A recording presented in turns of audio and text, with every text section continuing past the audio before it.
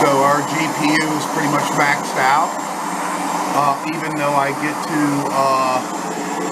different places, the CPU will get down when rendering.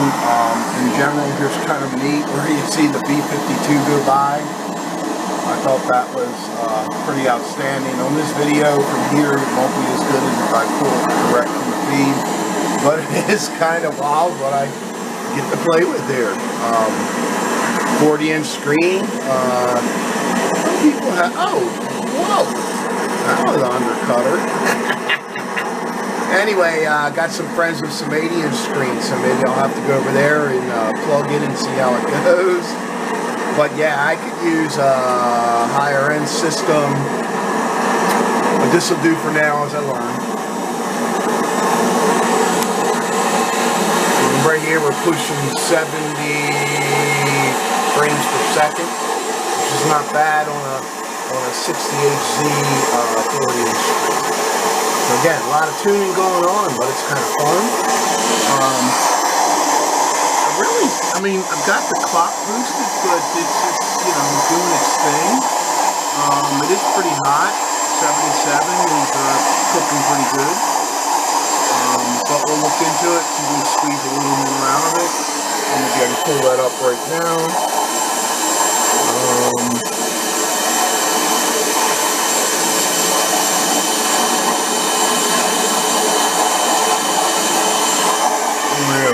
What we're looking at here is the CPU being balanced. Pretty much there. The rest of these are CPUs 52% complete, and it's going to balance against 4s because even though there's 12 cores here, there's 6 primaries. So half are used for main, and the other half I think are rendering.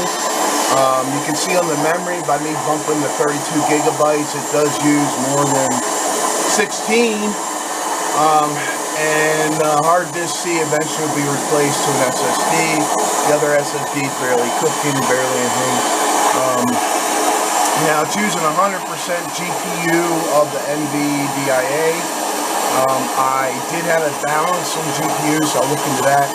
And we are on Windows 11. And I had to retune everything from the graphics card to Windows 11 on up. And I noticed my speed for the gigahertz is up to close to 3.9, but that's all I'm going to push because I think it's going to throttle back for the heat. But it's kind of do its thing, but it is running a lot faster. So you can see the base is 221. So anyway, yeah, a lot going on. Fun to do, takes some time. Okay, unless I go in and tweak the BIOS on this box, some things I can't do, like undervolt and things like that. Again, this is the lowest end you're going to get for a GPU card. This is 2018 technology. So we can get the core clock up about like 200 memory clock. But look at your temps, we're getting a max of 172. I'm using a 5-fan cooling. Again, GPU is just maxing out. There's only one GPU, and again, these are just good stats to have.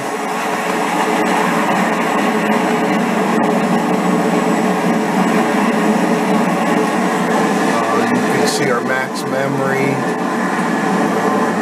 is all it can take, pretty much, which is good. On the graphics board, and I think we did hit a temp limit one time. Interesting. And our GPU power, you can see that gets up there. So again, a lot of things are tuning. I don't think we're going to get much more bump on over here. So we hit the power limit and our temp limit once, and our so again, tons of different. My CPU itself gives you some temps there, 212. So not Real good for global warming, I guess. Keeps the room toasty here. And again, this is some fun stuff to pick up.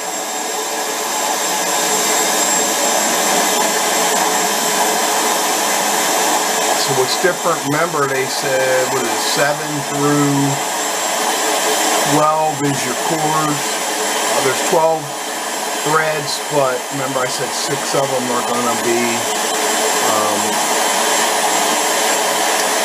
are the mains. I think they render. Anyway, still learning that stuff too. Look, what do I look like, a gamer? Anyway, this is pretty cool. I'm having fun. I'm just recording this because it's the only way to get it. The fun begins. Just want to show you there's a log that's created. Give the developers and people a chance to figure out what's going on. Timestamps up here tells you about your common cores and your render cores. So remember, we have 0 through 11 here because in computers we love to start with 0. And it gives them, you know, where it came from, my OS, you know, a little bit about my system, you know, how much memory, page files, things like that. So it grabs all that, make sure I get logged in. They can tell where I started the game. They can see what's loading. If anything's not loading properly, I'm going to stop here a second. So this screen here lets them know all my options that I've chosen on the front of their software, because they do allow a lot of customization of your graphics, and that's nice. So here we get some more render data. They can see what GPU I'm using, things about that. Good stuff there. Next thing, they can see what joystick, what HOTAS I'm running, mouse, things like that. So they can get all that. They even get a whole breakdown of my sound system. And the Lua, L-U-A, that's basically how the game's written. And here it's just telling them some average load time. So again, they're getting some performance data here too. So it's pretty extensive logging when you turn it on for them. You can obviously turn some of this off in the log. And there's also a briefing that basically is more looking like object-oriented code, but that would be all the different items, trucks, cars, missiles, you name it. It's all logged in that one. It's pretty incredibly detailed, but this way they can, sorry about that going fast because there's a lot in it. What I liked here is I run another program which I had turned off. It's called TAC View. It'll read telemetry from DCS and then display more of an overview map. It's very interesting.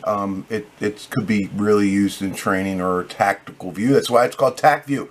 But anyway, it would tell you how much feet per second you'd lose when you run it. It's an average about 1. It's not horrible, but they'll also give you some timing here. But I did turn it off to get the max. And again, not much there, and then the end of it. So again, we get some good data all around. The reason why I'm showing you this is a lot of people don't see what goes on behind the scenes when, in this case, they're developing a game, they're making changes. This one was a major update to multi-threading by dumping it out as a beta and giving us forums, and we were able to pull, like I say, statistics from the Windows OS, statistics from the NVIDIA card, and also from DCS itself, and some from TAC View. So again, you get all that, you send it up, developers can look at it. I'm low end, so again, it did improve it, and it didn't take much to tune it. So we're real happy, and that's kind of what we go through when we do some testing and gaming and trying to update your system to get max performance with whatever dollars or money you have.